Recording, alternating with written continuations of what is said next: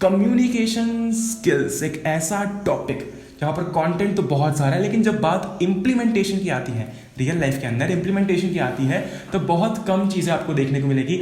आज इस वीडियो में हम लोग बात करने वाले हैं कि कैसे आप अपनी कम्युनिकेशन स्किल्स को नेक्स्ट लेवल ले जा सकते हैं। आज इस वीडियो में हम लोग डेवलपमेंट से लेकर तो इम्प्लीमेंटेशन तक कैसे अपनी कम्युनिकेशन स्किल्स को निखार सकते हैं, रिफाइन कर सकते हैं, और इसी के साथ साथ कुछ ऐसे मिथ्स जो कि आपने अपने अंदर डेवलप कर रखे हैं कम्युनिकेशन को लेकर, उसको भी हम लोग हटाने वाले हैं। और ये मैटर बिल्कुल भी नहीं करता है कि आप क्या करते हो। अगर आप 13, 14, 15, 16, 20, 25, 30, 35, 40 साल के भी हो तो भी ये वीडियो आपके लिए बहुत इंपॉर्टेंट है। Whether you are studying in school, whether you are studying in a college, अगर आप जॉब कर रहे हो, अगर आप किसी सोशल सर्विस में इन्वॉल्व हो, तो भी ये वीडियो उतना ही इंपॉर्टेंट है। एंड स्पेशली अगर आप स्कूल में हो तो भाई स्कूल में होते होते तो ये चीज़ डेवलप करना बहुत ज़रूरी है, क्योंकि अगर ये क्वालिटी आपने स्कूल के अंदर डेवलप कर ली तो मेरे भाई लाइफ में आप बहुत आगे जा सकते हो, सिर्फ अपने कम्युनिकेशन के दम पर। क्योंकि कम्युनिकेशन एक ऐसी कला है जो कि अगर आपके अंदर आ गई तो आपको बहुत आगे ले जा सकती है। सुनने में तो काफी अच्छा लग रहा है, बिना किसी देरी के स्टार्ट करते हैं।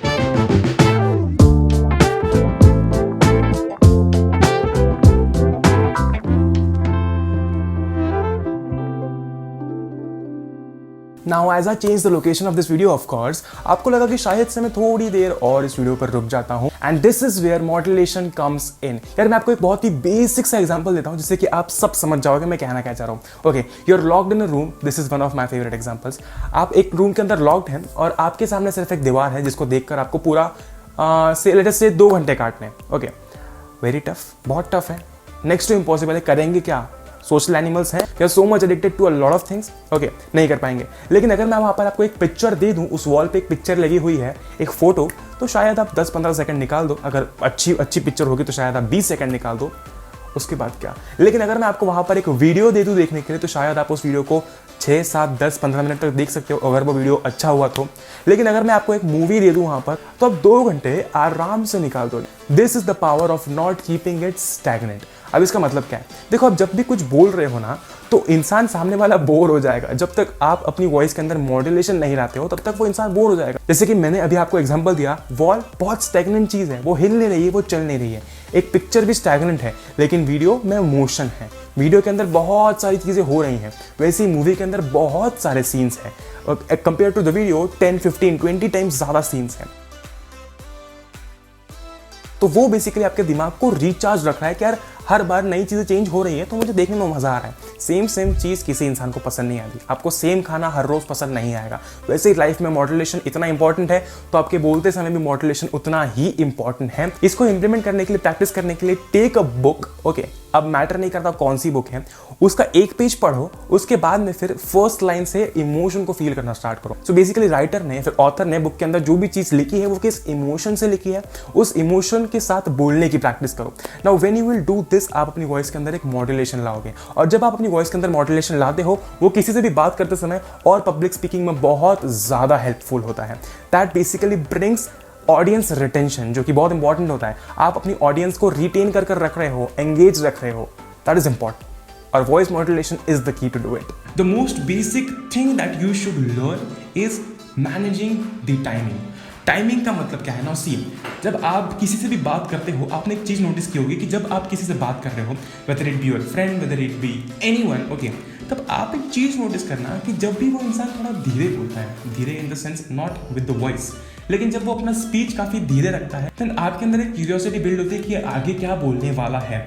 This factor of curiosity is very important, अगर आप पब्लिक स्पीकिंग कर रहे हैं तो भी, और अगर आप किसी से बात कर रहे हैं तो भी। देखो, मैं ये नहीं बोल रहा हूँ कि बहुत ही स्लो बोलो, that doesn't make any sense, लेकिन एक्सप्रेस योर वर्ड्स क्लियरली। जब तक आप अपने स्पीच को स्लो करते हो ना, एक क्यूरियोसिटी बिल्ड होती है, and this factor of curiosity engages the person. वो उस इंसान को एंगेज करता है, वो आपकी ऑडियंस को एंगेज करता है कि ये आगे क्या बोलने वाला है। ये बेसिक है, अभी आगे बहुत सारा है। The art of positivity. Now this point is very much important to understand कि जब आप अपने अराउंड एक पॉजिटिव ऑरा क्रिएट करते हो वो कितना इंपॉर्टेंट होता है। अगर आपके साथ में कोई भी इंसान आके कोई प्रॉब्लम शेयर करता है, let us take an example कि एक फ्रेंड है जिसका नाम है आलोक और वो अपने फ्रेंड आशीष के साथ में एक प्रॉब्लम शेयर कर रहा है। आलोक बहुत ज़्यादा टेंस है, उसके अंदर काफ़ी ज़्यादा टेंशन भरा हुआ है, काफ़ी ज़्यादा नेगेटिव थॉट्स भरे हुए हैं। आशीष एक जगह पर आशीष है जहां पर आलोक आकर आशीष को बोलता है यार मेरी लाइफ में ये सब प्रॉब्लम्स चल रहे हैं, मुझे पैसे से रिलेटेड प्रॉब्लम्स हैं, मेरे साथ में ये नहीं हो पा रहा है, मैं अपने गोल से अकम्प्लिश नहीं कर पा रहा हूँ। और आशीष बोलता है हाँ यार तू तो नहीं अकम्प्लिश कर पाएगा, तेरे साथ तो ऐसे ही होना चाहिए, तू तो यही कर रहा है, तू ये गलत कर रहा है, तू वैसा कर रहा है, तू वो कर रहा है। यार वो इंसान ऑलरेडी नेगेटिविटी से फुल है, उसका पारा चढ़ने वाला नेगेटिविटी का, और आप उसको और नेगेटिव बना रहे हो। That is making that person more toxic, उस इंसान को और ज़्यादा नेगेटिव बना रहा है।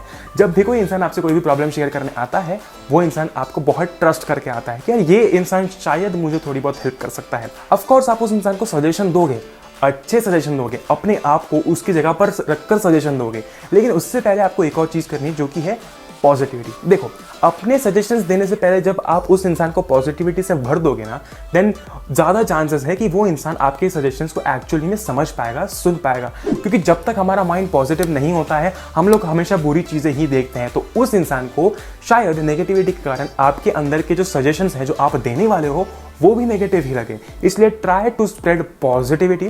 तो ये जो मैं अभी बोलने वाला हूँ वो मैंने खुद ने बनाया था। Positivity is something that you should spread, negativity is something that you should shred. मैंने बनाया, ओके, इस बात पे लाइक कर देना। This next mistake is worth listening. मतलब आप हमेशा से ये चीज करते आ रहे हो लेकिन आपको खुद को नहीं पता कि आप ये चीज कर रहे हो। जब भी हम किसी से बात करते हैं, we are much more inclined towards waiting for our turn rather than towards listening to what that person is saying. मेरा कहने का मतलब ये है कि जब भी आप किसी से बात करते हो ना, आप ये नहीं ढंग से सुनते हो कि वो कहना क्या चाह रहा है। You just wait for your turn to come, कि कब यार ये बोलना बंद करेगा और कब मैं बोल पाऊंगा। But this is not the correct attitude while talking with someone, okay. ये मैं भी पर्सनली करता था, अभी भी I am practising a lot. ये सब लोग करते हैं, but this is the basic mistakes that everyone makes. और फिर हमको ये लगता है कि सामने वाला मेरी बात नहीं सुन रहा है, जबकि आप भी वही चीज कर रहे होते हो। So first of all try to listen. जो भी आप सामने वाला बोल रहा है ना, उसकी बात ढंग से सुनो। Try to not interrupt him, nod your head while you are listening to someone. उसको हाँ बोलो, अग्री करो चीज़ों को। अगर आप डिसएग्री करते हो तो अपने पॉइंट में बाद में बोलो कि मैं डिसएग्री करता हूँ, but try not to interrupt him. और अगर आप इंटरप्ट कर भी रहे हो तो उसको बोलो कि सॉरी टू इंटरप्ट। तो इससे हमको सीख ये मिलती है कि a good speaker is first a good listener. Try to take names when you speak. This tip is worth millions. जब भी आप किसी इंसान से बात करते हो, so try to take his or her name while you speak.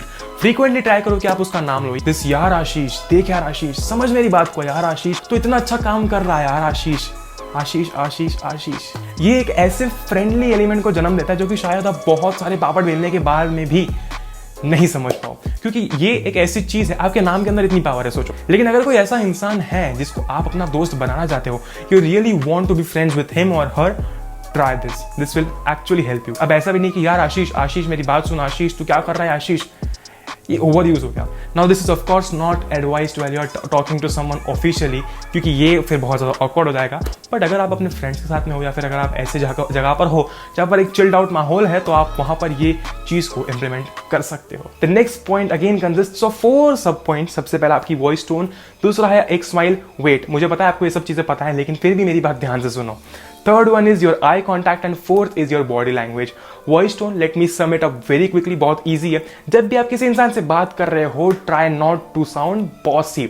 अगर आप अपने दोस्त से बात कर रहे हो कि यार ये कर वो कर, दैट इज ओके, क्योंकि वो आपका दोस्त है। लेकिन अगर कोई ऐसा कैजुअल सा फ्रेंड है जिसको आप अभी अभी मिले हो, अभी भी उससे बातचीत चालू हुई है, don't try to sound bossy. अपनी वॉइस टोन को बिल्कुल सॉफ्ट और सिंपल रखो। चिल्ला चिल्ला के बात मत करो जितना हो सके, क्योंकि जब तक आप चिल्ला चिल्ला के बात करते हो ना, एक अनकंफर्टेबल वाली फीलिंग आती है। इंसान कितना चिल्लाता है, इंसान कितना बॉसी होने का ट्राई करता है। अगर ये पूरा वीडियो में घूर घूर के बनाता और बिल्कुल स्माइल न करता, तो शायद आपके लिए बहुत ज्यादा बोरिंग हो जाता ये वीडियो को देखना। जब भी आप किसी से बात करते हो, try smiling, try having a smile on your face. एक बिल्कुल छोटी हल्की सी स्माइल रखो, ऐसा भी नहीं करना है हमको। तो is going to be eye contact. While talking to any person, try to make an eye contact. जब भी आप उस व्यक्ति से बात कर रहे हो, उस पर्सन से बात कर रहे हो, मेक एन आई कॉन्टैक्ट। और ऐसा भी नहीं कि उसको घूरना चालू कर दिया, एक प्यारा सा आई कॉन्टैक्ट रखो। थोड़ा इधर देखो, थोड़ा उधर देखो, लेकिन most of the time listen to whatever he speak. इससे उस इंसान को अगेन फील होगा कि आप एक्चुअली उस इंसान की बात सुन रहे हो, समझ रहे हो। And the fourth is of course going to be your body language. Try to maintain a proper body language, ना हम आगे झुके हुए हैं ना हम पीछे मुड़े हुए हैं, एक प्रॉपर बॉडी लैंग्वेज। अगर आप स्टेज पर हो तो ऑफकोर्स स्ट्रेट रहो, ट्राई बीइंग स्ट्रेट। और बेस्ट जेस्चर्स होते हैं ना, अपने हाथ को यहाँ पर रखकर एक्सप्लेन करना, तू ऐसा तू वैसा। अगर आप पॉइंट आउट करके बात करते हो ना, वो थोड़ा सा डिसरिस्पेक्टफुल हो जाता है। वो इंसान फील करने लगता है कि आप उसको डिसरिस्पेक्ट कर रहे हो। अगर आप स्टेज पर हो तो आप ऑफकोर्स ऐसे गेस्चर्स यूज कर सकते, लेकिन तब तक जब तक वो किसी के सेंटिमेंट्स को हर्ट नहीं कर रहा है। ये बेस्ट जेस्चर होता है अपने हाथ को यहाँ पर रखकर चीज़ों को एक्सप्लेन करना। ये one of the best gestures हैं और आप इसको आसानी से यूज कर सकते हो किसी भी सिचुएशन में। Next point is going to be repeat the phrases. अब इसका मतलब क्या है? देखो, आप जब कोई बहुत ही बड़ा सा स्पीच दे रहे हो या फिर कुछ ऐसी बहुत ही बड़ी चीज़ बोल रहे हो, तब आप एक चीज़ नोटिस करना कि आपने बहुत सारे एग्जांपल्स में भी देखा होगा कि यार let me take an example, okay, let me take an example and explain you. मैं यहाँ से नहीं हिलूंगा जब तक मेरा काम पूरा नहीं हो जाता। मैं यहाँ से नहीं हिलूंगा जब तक मेरा अरमान पूरा नहीं हो जाता। मैं यहाँ से नहीं हिलूंगा जब तक मेरा सपना पूरा नहीं हो जाता। ओके, सो यू सॉ कि मैं यहाँ से नहीं हिलूंगा वो कांस्टेंट, बाकी जो सेकंड पार्ट था वो चेंज हो रहा था। जब आप कोई भी ऐसी चीज़ समझाने वाले हो जो कि शायद थोड़ी सी बड़ी हो, तो ट्राई रिपीटिंग अ फेज। इसमें आपको थोड़ा सा क्रिएटिव बनना पड़ेगा। Try repeating a phase. इस फेज को रिपीट करने से होता ये है कि इंसान को एक्चुअली पता होता है कि आपका फर्स्ट फ्रेज क्या है, आप पहले क्या बोलने वाले हो, लेकिन वो इंसान आपके सेकंड फ्रेज के लिए ज़्यादा एक्साइटेड होता है क्योंकि उसने जब सुना कि आपने उस फेज को रिपीट किया तो वो ये समझ गया कि आप जो दूसरी चीज़ बोलने वाले हो वो थोड़ी सी अलग होगी। इससे एकदम से जनता जागरूक हो जाती है, आपकी चीज़ें सुनने लगती है क्योंकि आप एक बेसिक सी चीज़ को अलग तरीके से रिप्रेजेंट कर रहे हो। Now the best way to use this period and develop your communication skills depends on yourself and your mirror. हाँ, आपके घर का कांच। आप अपने घर में जहां पर भी कांच है वहां पर जाओ, treat that person, treat your reflection as someone else. हो सकता है आपका दोस्त हो सकता है आपका कलीग हो, कोई भी हो, उस इंसान को खुद जैसा ट्रीट मत करो। ट्राई कि आप कोई टॉपिक निकालो और बात करना स्टार्ट करो खुद से। ये थोड़ा सा ऑकवर्ड है, थोड़ा सा वियर्ड है। हो सकता है आपको घर पर बोला जाए कि तू पागल हो गया। दिस इज द बेस्ट वे। आप अभी घर पर हो या आप प्रैक्टिस कर करके इस चीज को इंप्रूव कर सकते हो। Try speaking to yourself. Okay, जब आप कोई भी टॉपिक पे बात कर रहे हो, अपना पॉइंट रखो, फिर 20-25 सेकंड वेट करो कि आप उस इंसान की बात सुन रहे हो। Try nodding your head, try keeping a smile on your face, try making an eye contact with your reflection. इससे बहुत फर्क पड़ता है। इससे जब आप एक्चुअल में किसी से बात करोगे ना, तब आप समझ पाओगे। एक बहुत ही इंपॉर्टेंट मिथ मैं क्लियर कर देता हूँ कि communication should not be mixed with language. English सिर्फ एक लैंग्वेज है। किसी की इंग्लिश अच्छी होने का मतलब ये नहीं होता है कि उसका कम्युनिकेशन अच्छा है। इसका मतलब ये है कि उसकी वोकैबुलरी अच्छी है, उसको पता है कि वर्ड्स कहाँ पर यूज करने हैं, उसको पता है कि ग्रामेटिकल एरर्स कैसे ओमिट करने हैं। But this doesn't mean, it might be possible कि उस इंसान की इंग्लिश बहुत अच्छी है लेकिन वो ढंग से बोल नहीं पाता है। अगेन, हम लोग पूरी डेली लाइफ के अंदर कभी भी कोई भी लैंग्वेज प्रॉपरली ढंग से नहीं बोलते हैं। We speak a mixture of languages. अगर आपको इंग्लिश नहीं भी आती तो इसका ताल्लुकात, इसका रिलेशन कहीं भी कम्युनिकेशन के साथ में नहीं है।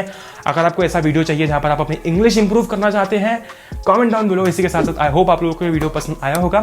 If you enjoyed this video, don't forget to subscribe, क्योंकि मैं एक बहुत ही बड़े विजन के साथ में यहाँ पर आया हूँ एंड ये विजन मैंने अपने पुराने वीडियोज़ में बता रखा है। Please go and watch those videos, आपको बहुत मजा आएगा। Follow me on Instagram if you have any queries. अगर आपको कोई भी डाउट्स हो, कोई भी टॉपिक पर आप वीडियो चाहते हो, किसी भी चीज़ से रिलेटेड डाउट हो, come and ping me on Instagram. Follow me, आपको आईडी नीचे मिल जाएगी। इसी के साथ साथ stay home, stay safe, stay quarantined. जय हिंद, वंदे मातरम। We'll meet in the next one. Till then, good bye. Yeah, I take a cold hard look at the world now. Hold my hand out, got a plan now. I'ma help be the change cause I can now. Here I stand now, take my hand now. No pain, no gain, no shame. Work hard, play hard, okay. I think I get it now, don't wanna let them down. I'ma take the crown and speak my mind out loud. Here I go, proud of my nose.